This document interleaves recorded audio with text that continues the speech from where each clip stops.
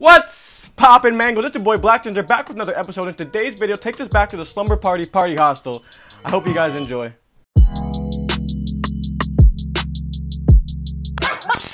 Oh, it's not that bad. It's not that bad. It's not that bad. Get fired up. I have no idea what time I actually went to sleep last night, but I woke up around noon, and I only got out of bed today because the hostel workers came in like an hour later, and they're like, yo, you gotta book another night here, bro. Like, you're supposed to check out hours ago. And I was paying per night to stay here because it was honestly pretty cheap, and I wasn't really sure how long I wanted to stay, so I didn't want to pay for more than a night at a time. When I finally got downstairs, I met Alira and Karis from England, and they were these really nice girls, so we ended up getting lunch together today, and that was when I met the world's bravest fly. This one made me a little uncomfortable. Back at the hostel, they were having another Pong tournament tonight, and my partner for today was going to be Thomas, and I felt pretty confident that we were going to win until we lost in the second round. We headed on another pub crawl later, and I got plastered without paying for a single drink tonight. Just wanted to flex that. And I also wrote in my journal later that I don't think I've ever danced in my entire life as hard as I did tonight. I had so much fun. I stayed in bed until like noon again today. My goal was really to just sleep in and party long. I was just trying to save a little bit of money in the last leg of my trip, and I was kind of nearing the end of my budget, especially with my run-in with the police last week. I've heard that in Koh Tao, they have one of the cheapest and most beautiful scuba certifications in the entire world, so I thought that was going to be an amazing experience, so I really wanted to head there tomorrow so I could take some classes. Today is the day that I also realized that this had somehow become like a party world tour, and I know I wasn't really seeing as many monuments and touristy attractions and like mountains as most travelers were doing, but I was meeting a lot of people, and I was having a lot of crazy experiences in my opinion, and the whole point of this trip was really just to escape my comfort zone, and I think I've been doing that every single day, to be honest. So I would say mission accomplished, and if life pans out the way it's supposed to, I'll be seeing all these cities again eventually. When I finally got out of bed, I took the free bus down to Ao Nang Beach, and that's where I met Lauren and Caitlin from England, who were traveling the world as professional dancers. And we ended up getting dinner together, and they ended up sharing their dessert with me. And this was the first time I think I've had ice cream all summer, if we don't count the gelato in Italy.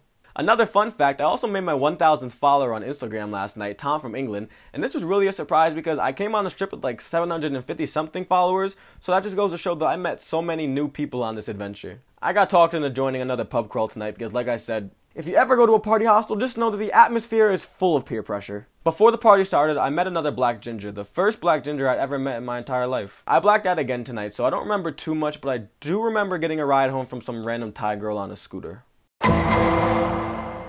I woke up today in the wrong bed, and my phone and wallet were both missing. I eventually found them in my bed somehow, but then I wasn't in my bed last night, so I was really just confused as to how that happened. I was also supposed to be taking these pills to prevent me from getting malaria out there, and I forgot to take them for like the last couple weeks since I've been here, so I was just kind of pushing my luck at this point. And I woke up today feeling like so sick, so weak. I was so tired, I didn't know what was going on with me. I thought I had malaria, so I was Googling all the symptoms, and I was like, oh my god, I'm gonna die. And then after a short panic attack, it turns out I was actually just going through my first ever hangover. I eventually headed into town to book my trip to Koh Tao tomorrow and to see Ao Nang Beach one more time. I also had this delicious pizza for dinner. This is gonna sound really stupid, but one of my favorite things about blacking out is, I mean, you gotta find your pros and cons everywhere, right? So one of my favorite things about blacking out is that the next morning, everybody is telling you all these crazy stories from last night, and you're the main character, and then you're hearing all these stories for the first time. So it's really interesting. I don't know. So I'm just hanging out at the hostel now. I gotta be up at like 6 in the morning tomorrow, so I don't want to do anything too crazy tonight, so I'm just playing Cards Against Humanity with some people at the hostel. And then this girl comes up to me, and she's like, hey, do you remember meeting last night? And I couldn't really remember her, so I asked her to fill me in. She was a little offended because apparently we had quite the adventure last night, but she filled me in on the parts I'd forgotten. So she reminds me that there was this big black guy last night, and he was being a perv. He was harassing some of the other girls at the party, and this one girl was saying how he tried to crawl into bed with her. So I got heated, yo. And remember, I'm a little sauce, so I don't know, I'm not thinking straight. And I go up and I press the guy. I don't know what I thought I was gonna do. I'm like a chihuahua, and he was like a bulldog. But anyway, I go up and I press him. I'm like, yo, bro, don't let me find out that you're creeping in the girl's bed. I'm like, yo, bro, don't let me find out that you're creeping in the girl's beds. There's gonna be issues. I don't know what kind of issues was I gonna cause? I don't know. But I told him that. And I also had him on Instagram already, so I knew he had a girlfriend. So I was like, also, I'm gonna DM your girl and I'm gonna tell her that you're being a creep and you're cheating. So that's 2 L's right there, bro. Like, don't take them, just walk away. And that's where I met this girl, because she was trying to talk me out of confronting this guy, but I just did it anyway. So at one point in the night, I got separated from the pub crawl, and apparently so did she. So we kind of stuck together for a little bit until we were able to find our group again. So she gets back to the hostel sometime before I do, and eventually in the night, some Thai girl brings me home. Okay, boom. Apparently, I go back into the room. Now let me be clear here. I'm not a weirdo. I didn't even know we were roommates until the story was told to me. I go back in the room, and I accidentally crawled into her bed. Okay, let me show you. It's like almost like bunk beds, right? My bed's right here, her bed's right here. We're neighbors. I didn't even know this. Okay, so boom, I crawl into her bed. I'm sorry. So I apologized to her like immediately. I felt so bad. I was so embarrassed because I don't remember this at all. It was definitely an accident. I was not trying to be a creep. And she laughed at me and she was like, "Don't worry, you didn't make me feel any type of way." She told me that I was trying to figure out how to get back to my hostel, but she was telling me that I was already in my hostel. And then I was telling her that the beds were already booked for tonight. I think maybe somewhere in my head I was just confused. I don't know what was going on, but she said that she wasn't able to get me out of her bed, so her friend comes out of nowhere, pulls me out of her bed, and then helps me get into the bottom bed. So that was the mystery of this morning. So I didn't just embarrass myself today. I also went into town to get a traditional Thai massage, and for only 200 baht, not even $10, I got an hour-long full-body massage, and my only regret was that I didn't do this sooner because, oh my goodness, this was amazing. And this last part may sound a little hard to understand, and it's definitely even harder to explain.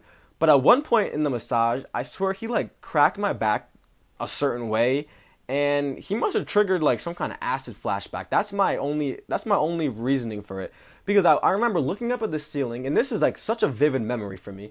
I'm looking up at the ceiling, and I see a hole in the ceiling, and then there's like a man staring down at me through the hole, and I remember in the moment, I'm looking at it and it looks so real, and I'm just looking, and that's all I could look at. I couldn't take my eyes away from it, and I'm looking at it and I'm like, this looks right, and nothing in my head was telling me it was wrong. And after the fact, I look back and obviously there wasn't supposed to be a man in the ceiling looking down at me, but it was happening, and I was looking at it and I was just accepting it. I remember I was just in this very peaceful mood. Nothing felt wrong about it. But then I blinked, I was like, boom, and it was gone. I don't know what the heck that was, but that happened to me. That was an experience that I don't think I'll ever forget because it felt so real, and I don't think I've ever experienced anything even close to that. Even when I was on acid, the hallucinations never felt that real. Like, things would move around, patterns would like swirl and feel like they were breathing, but never did a whole person appear in front of me. That was crazy. But I think that's a good place to end today's episode. Thank you all for watching. Thank you for liking and subscribing. Comment down below the last TV show that you guys watched. I just finished watching Adventure Time. I know I'm a little late, but I finally finished watching it, and it was fire. The series finale for Adventure Time, bro, I loved it. So if you haven't checked that out, please do that, and tell me what you guys think. And remember to share me with a friend as we grind our way to 500 subscribers, because I haven't gotten my haircut since December 2019. So I was thinking when we hit 500 on the channel, I'll cut my own hair for the first time. I've never done it before, so I don't know how bad it's going to turn out, and maybe it'll turn out good. Who knows? But if you want to see that happen, share me with some friends, because we got to see this channel pop off this year, guys. But I'll catch you all next time. Live forward, learn backwards. Peace.